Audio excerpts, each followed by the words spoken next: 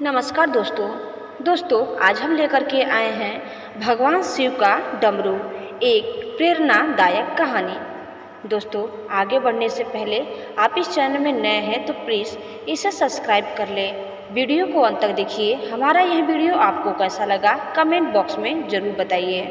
आइए हम आगे बढ़ते हैं और जानते हैं भगवान शिव का डमरू के कहानी के बारे में। एक बार की बात है, किसानों से नाराज होकर देवताओं के राजा इंद्र ने ऐलान किया कि अब धरती पर 5 वर्षों तक वर्षा नहीं होगी। अतः उन्होंने किसानों से कहा, हे धरती के किसानों, अब धरती पर 5 वर्षों तक खेती नहीं कर पाएंगे, क्योंकि मैं वर्षा नहीं होने दूंगा। यह सुनकर सारे किसान बहुत ही दुखी हो गए और उन्होंने इंद्रदेव से हाथ जोड़कर प्रार्थना करने लगे, मगर इंद्रदेव नहीं माने। उन्होंने एक कहा, अगर भगवान शिव अपना डमरू बजा देंगे तो 5 वर्ष से पहले ही वर्षा हो जाएगी।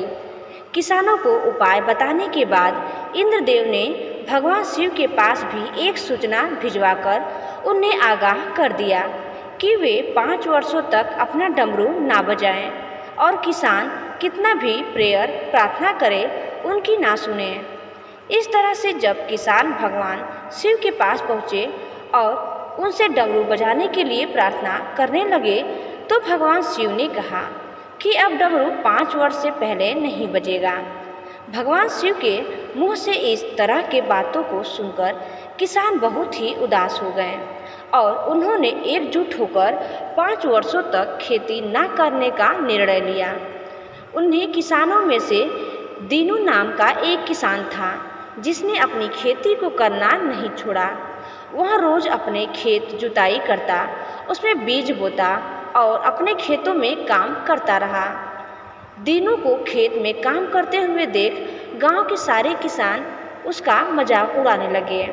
कुछ महीने बाद दीनू से गांव के लोगों ने उसके परिश्रम का कारण पूछा। जब तुमको पता है कि 5 वर्षों तक वर्षा नहीं होने वाली है, तो अपना समय और बल क्यों इस खेत में नष्ट कर रहे हो? तब दीनू ने बड़े ही शांत स्वर में कहा, मेरे भाइयों, मुझे भी पता है कि 5 वर्षों तक वर्षा नहीं होने वाली है, लेकिन मैं यह काम अपने रोज के अभ्यास के लिए कर रहा हूँ। अगर मैं 5 वर्षों तक खेत में काम नहीं करूँगा तो मैं खेती करना भूल जाऊँगा। मेरा शरीर थोड़े ही समय बाद थक जाने लगेगा। इसीलिए मैं यह काम रोज करता हूँ, ताकि जब 5 वर्षों बाद वर्षा हो तब मुझे अपने काम करने में कोई कठिनाई ना हो का सामना ना करना पड़े। दीनू की बात कैलाश पर्वत पर बैठी पार्वती माँ भी सुन रही थी। उसकी बातें सुनने के बाद उन्होंने भगवान शिव से कहा, अगर आप भी 5 वर्षों तक डमरू नहीं बजाएंगे तो हो सकता है आप भी डमरू बजाना भूल जाएं। माता पार्वती की ऐसी बातें सुनकर भगवान शिव को चिंता होने लगी। उन्होंने अपना डमरू उठाया और देखा कि वह बजा पा रहे हैं कि नहीं। जैसे ही भगवान शिव ने डमरू बजाना शुरू किया, वैसे ही बारिश होने लगी। दीनू जो अपने खेत में रोज काम कर रहा था, उसके खेत में खूब फसल उग गई। बाकी किसानों के पास पछताने के अलावा कुछ भी नहीं बचा था।